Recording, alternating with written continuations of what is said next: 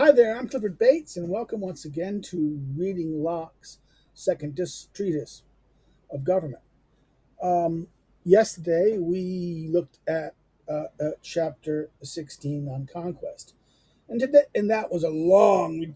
We were on there for a long time, 2 hours. I apologize. I should have broke off and did that, but I was afraid because this was one of the longer ones. I think this might be one of the longer videos for this series. Yes, but today is going to be a short one because today is the shortest paragraph. I think this is the shortest one. No. Yeah, this is even shorter than the introduction. The introduction was, chapter one was, with three. Um, I think chapter one was uh, the the 12th, and this is the 13th. This is the least. This has only two sections in it. It's the 13th largest in that sense. The first smaller, 13th largest. Um, so if the beginning began with three, this now we're not near the end. This is not the end. This is two away from the end. We have two. We have two more chapters. We have tyranny, and then dissolution of government left. So and therefore this will be a short video. Okay, so let's go do it on usurpation. What is usurpation? Usurpation is someone who takes over power from someone else. Okay, usurper. And it comes from the idea, like a king whose brother is the king, and I decide that's the king's power. I take his power with me, or I'm not the king, but I want to be the king, so I just take over power. Or I'm a ruler. It's usually unlawful means of getting power. Okay, uh, a usurper in that sense. So it has two chapters. Let's start at 197. We dealt with conquest. Remember how the conquest. And 197 it says, as conquest may be called a foreign usurpation. So usurpation is a kind of domestic conquest, with this difference: as an usurper can never have can have right on his side, it being no usurpation, but where one, in other words, usurper can never have a right on the side, it being no usurpation, but where one is got into the possession of what another has a right to. So, okay, first of all, it's about domestic conquest. So, a in one sense, the conquestor who has no right, in other words, the difference is that there's no real right to dominion over that. And we did this discussion about, in other words, it's almost you conquered the thing. Oh, you can conquer it, but then you can't really control it. You can only have power over those who fought against you and who attacked you unjustly. And in other words, conquering is legitimate when it's done in response to someone who's done you harm, has done violated your right. In that sense, you are able to respond and defeat them. But then when you defeat them, you can only punish those who waged war on you and who did it and waged war on it. You have no right to punish the children or the wives of the innocent, or the progeny of those who you've conquered, and therefore you have to, protect their property and to protect their rights and let them go. In that sense, you have no right to perpetual rule over them. That was that long-winded thing. It's almost like, okay, because basically he wants to make the concept. Remember, the whole basis of Locke is consent of the governed. Consent is everything. He has this union, and his consent cannot be done under coercion or force. It cannot be done by fraud. It has to be done. It can only be done, and therefore, if you hold power over anyone, well, that fact can be, okay. People might not opt to rebel, but the fact that the second they get the occasion and the ability to toss off their those who dominate them or enslave them, or they have the right to repeal to heaven. That's the whole thrust of this. Here, the thrust of usurpation is really more about a domestic conqueror, someone who has taken something taken something they have no right to. That's right. The usurpation is what he's gotten possession of something what another has a right to it. So this, so far as it is usurpation, is a change only of persons, but not of the forms of and rules of the government. So therefore, it's in other words, the rule. In other words, it's not changing the rules, the form or the rules of government. Usurpation means I just take this that I didn't have a right to it, an office or control, the control of the government or this like this. So it's not really a change of the Constitution. It doesn't change the Constitution. It doesn't change the form of government. It doesn't dissolve the government per se. It only changes the fact that this person or this body was supposed to be. Now I rule, okay, or this other body or group rules. Okay, they had the right to rule. They had the right to rule. Now I'm taking that away from them and exercising their rule. For the usurper extends his power beyond what is of right belong to the lawful princes or governors of the commonwealth. It is tyranny added to usurpation. So therefore, in other words, this idea of tyranny. He jumps the gun. He mentions tyranny here, but it says therefore it's added to usurpation. It means they had the right to take it. I acted against. I took it away from them. They had the lawful right.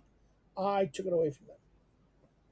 So therefore, again, repeat that it is not the forms. It's not the alteration of the forms of rule. It's maintaining those forms of rule. Rather, it is beyond what is right belong to the lawful princes. I take a usurper extends his power beyond what right belong to the lawful princes or governors of the commonwealth. This is tyranny added to usurpation. 198.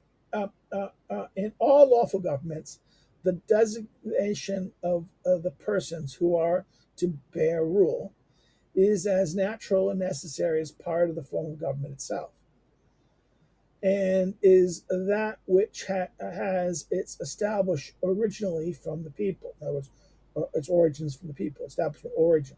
Originally, he is weird as he uses this older usage. The establishment, its establishment origins from the people, originally from the people. The people established these. Who's going to be the people exercising the rule? Semicolon. The anarchy being much alike, to have no form of government at all, or to agree that it shall be monarchical, but to appoint no way to design the person that shall have the power and be the monarch. In other words, they should not appoint this person as one. They should be, I appoint this to be a monarch. People will appoint that to be a monarch, or to have this no ruler, anarchy, anarchy or monarch. So therefore, actually, this is very interesting. His choice of the people which has the original establishment of the people. The anarchy being much alike, to have no form of government at all, or to agree that there should be a monarchical, but to appoint no way to design the person that shall have the power and be the monarch. So therefore, it's not going to appoint this person to be monarch or that person. It's just going to have a monarch, right? And there should be some kind of rule about this, right? Hence, all commonwealths, with the form of government established, have rules also of appointing those who are to have any share of the public authority, and settled method of conveying the right to them. For the anarchy is much alike. For the anarchy, without anarchy means that the condition of no government, no rule, is much alike, to have no form of government at all. So anarchy is no form of government at all. We've decided we're going to have a form of government. Therefore, we have to have clear rules. Who's going to have the exercise of authority, and what authority he's going to have, and then who's going to exercise it, and how do you select them? Who's going to be it, and how you appoint, how he's appointed or she's appointed, and so forth, right?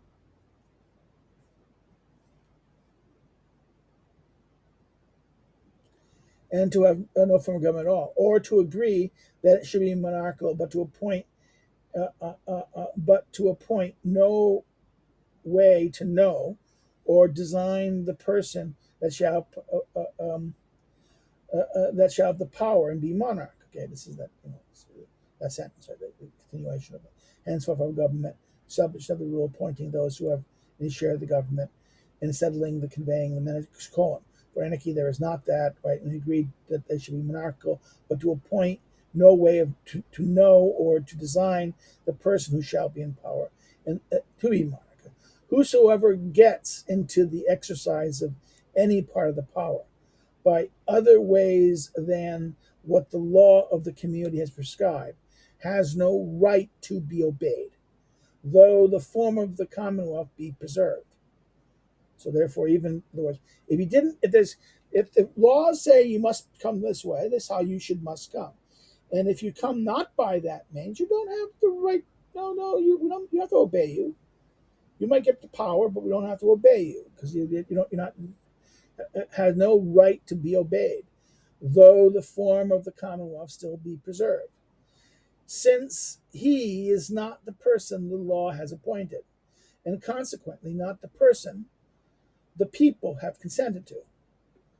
Nor can such an usurper or any depriving from him ever have a title till the people are both at liberty to consent and have actually consented to allow and confirm him the power he hath till then usurped.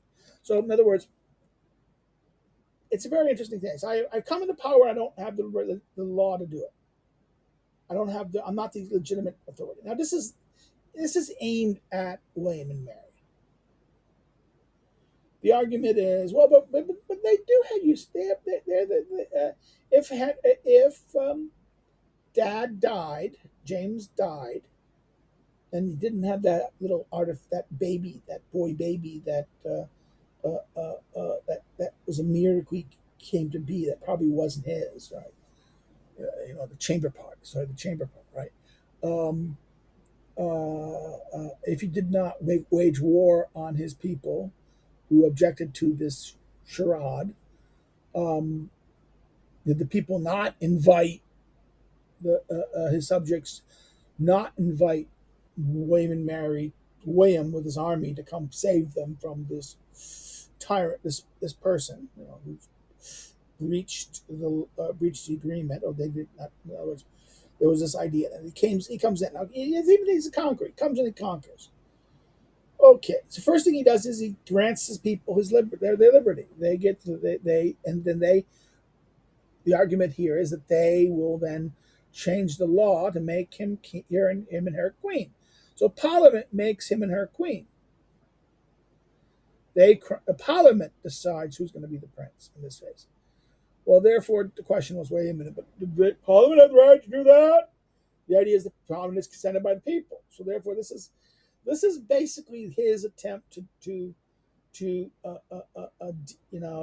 just this chapter is an attempt to justify the Glorious Revolution in that sense. Because the idea is that well, but William and Mary is if they were not consented to, the people didn't consent to it, then no, there's no obligation of people to obey William and Mary.